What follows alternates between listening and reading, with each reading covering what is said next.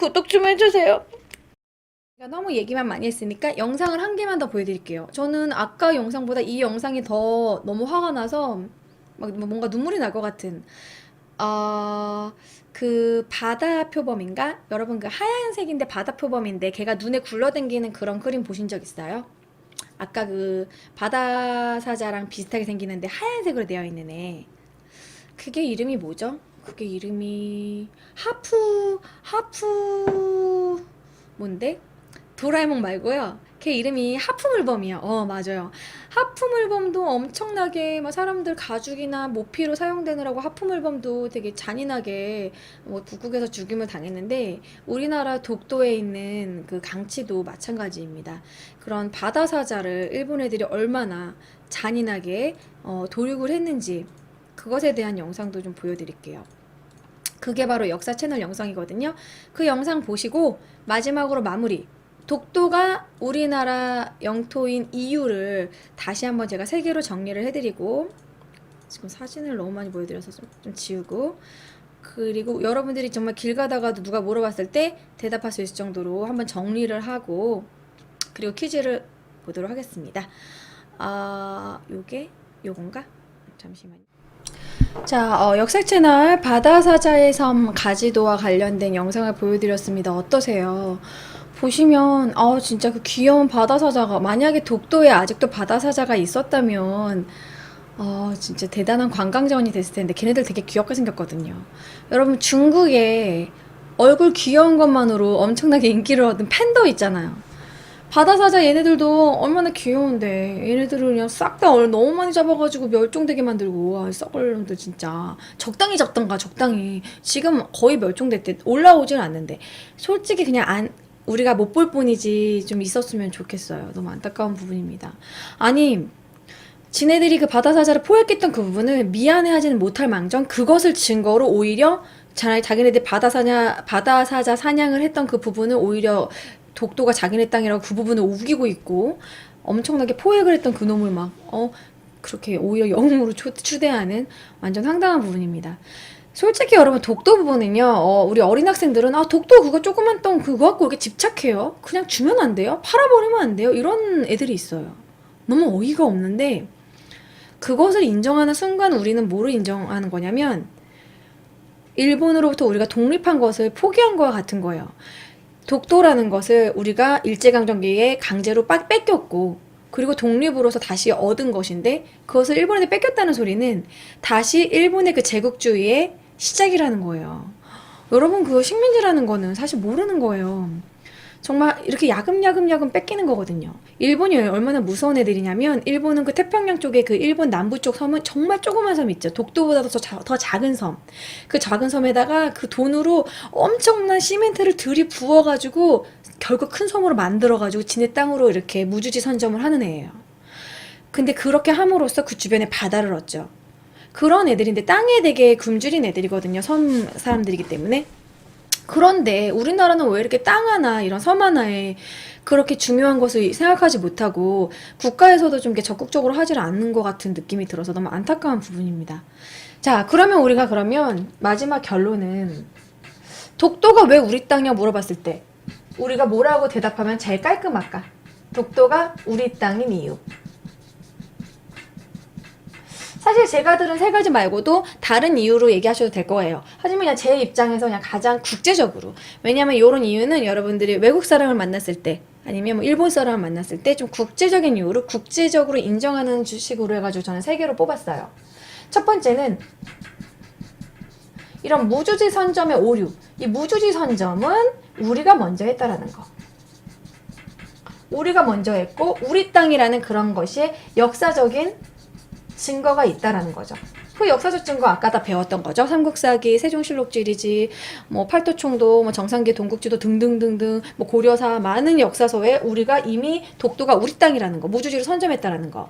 일본이 무주지 선점을 주장하는 부분은 잘못된 것인 게 무주지를 선점하면은 우리 것이라고 공포하고 국제적으로 공포하고 있어야 되는데 일본은 그때 시마네현 고시로 자기네들끼리만 회람을 했고 심지어는 일본 사람들한테도 밝히지 않았고 우리나라에도 밝히지 않은 그냥 자기들끼리 비밀리에 성사한 그런 것이지 무주지 선점은 우리나라가 했다라는 거. 그러므로 시마네현 고시 40호는 무주지 선점의 오류이다. 말이 안 된다라는 거.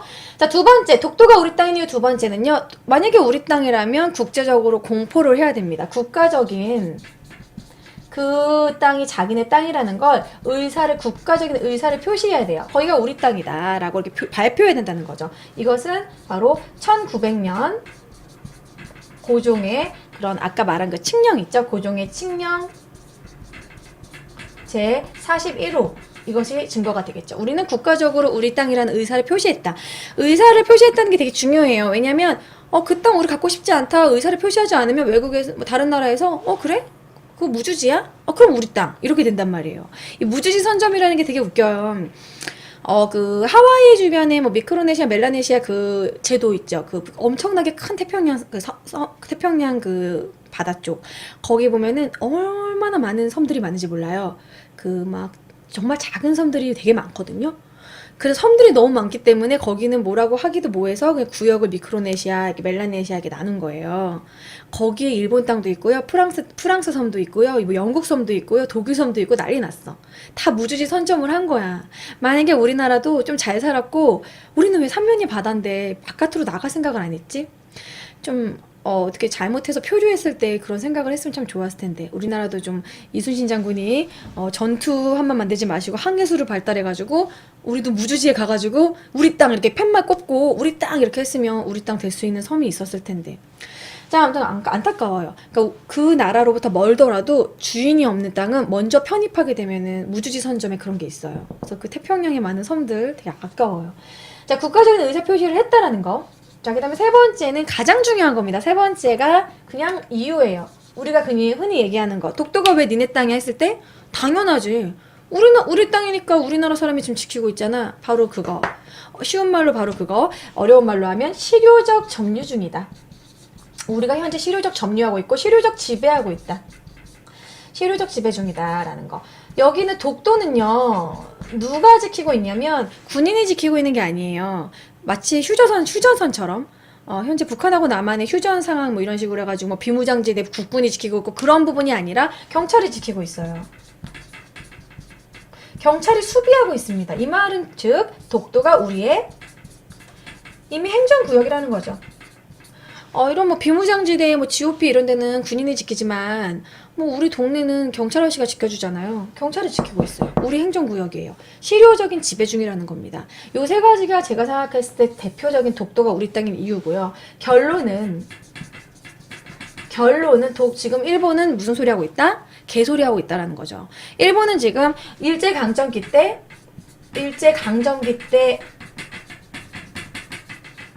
독도를 잠시 불법 침탈했던 거고 이것은 국제적으로 포츠담 이런 카이로 포츠담 선언 카이로 회담에서 국제적으로 한국 땅으로 인정한 부분이다. 단지 우리의 실수는 1998년 신한일 어업협정 때 중간 수역에 넣어가지고 우리가 어려워서 차관을 많이 얻어서 왜 그러셨는지 모르겠지만 그게 우리의 실수지만 근데 그것도 조차 중간 수역 그냥 평화적으로 중간 수역으로 이렇게 어업활동만 하자는 거지 니네 준 거 아니다 이거예요.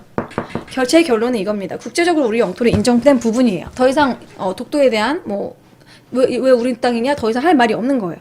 사실 이거 말고도 되게 많아요. 근데 제가 오늘 준비한 내용이 되게 많은데 막 되게 막 독도에 대한 부분은 워낙 중요하고 욕심을 부리다 보니까 더 말이 막 버벅버벅 잘 안 나온 것 같아요. 아무튼 그래서 오늘 독도에 대한 부분은 제가 오늘 하니까 좀 아쉬움이 남더라고요. 그래서 제가 오늘 파비간담회에 가가지고 독도에 대한 부분은 나중에 잘 짜가지고 게스트도 모시고 스튜디오에서 8월 15일 광복절 기념으로 해가지고 독도에 대한 문제를 좀 심도 있게 전문가분도 교수님도 모실 수 있으면 모시고 EBS 강사분도 혹시 제가 최대한 섭외해봐서 모셔보고 가능하면 모셔보고 그리고 공신님이라고 아시는지 모르겠지만 여기 아프리카 TV에서 공부의 신으로 이렇게 방송하신 분 있거든요. 제가 오늘 만나봤는데 장기야 닮으셨더라고요. 그분하고 얘기를 해봤는데 그분이 독도에 갔다 오셨대요. 근데 독도에 가는 게 쉽지가 않대요. 정말 날씨가 좋고 운이 좋아야지 갈 수가 있는데 그분이 오늘 방송에서 이 얘기를 꼭 해달라고 했어요. 독도에 갔는데 독도에 가는 그 배가 사람을 몇 명 못 싣고 간대요.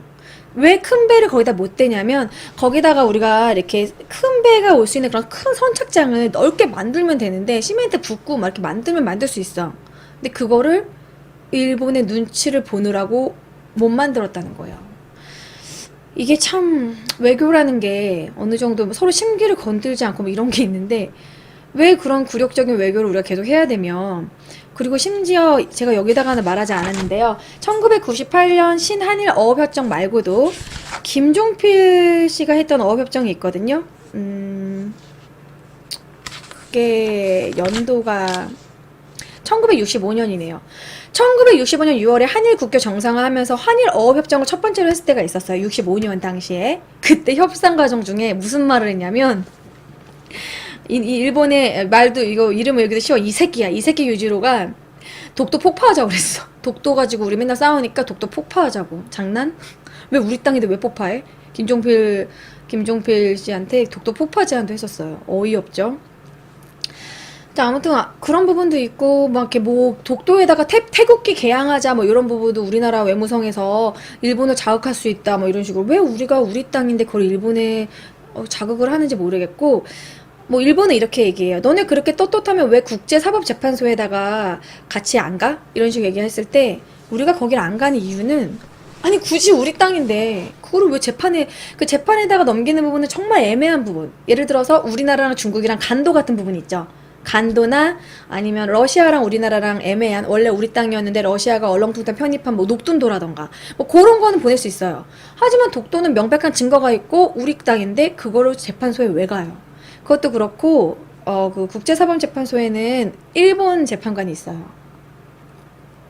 우리나라 재판관은 없죠. 그러니까 불리하죠.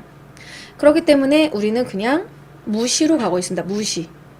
무시로 가고 있어. 하지만 무시로 가고 있지만 제가 이렇게 설명하는 이런 내용을 여러분들이 좀 외워주셨으면 좋겠어요. 제가 뭐 오늘 용어를 좀 어렵게 했는데 국제적인 용어니까 독도가 우리 땅인 이유는 우리가 무주지 선점을 먼저 했다라는 거. 역사적인 증거. 독도가 우리 땅인 역사적 증거는 너무 많다. 셀 수 없이 많다. 그리고 국가적인 우리 땅이라는 의사 표시를 이미 했다. 언제? 1900년에 일본이 강제 점령하기 5년 전에 미리 이미 했다. 고종이. 그리고 실효적 지배 중. 우리는 지금 예로부터 지금까지 독도를 포기하지 않고 우리는 계속 지배 중이다. 물론 공도 정책이 있었지만 섬을 비운다고 해서 우리가 거기서 포기한 게 아니라는 거죠. 아, 태종 때 공도 정책 하지 말지. 그냥 살게 하지. 그것도 아쉬워요. 제가 이제 독도 준비하고 하면서 가장 아쉬웠던 부분은 태종의 공도 정책과 김대중 정권의 그 신한일 어업협정이라고 볼 수 있겠죠.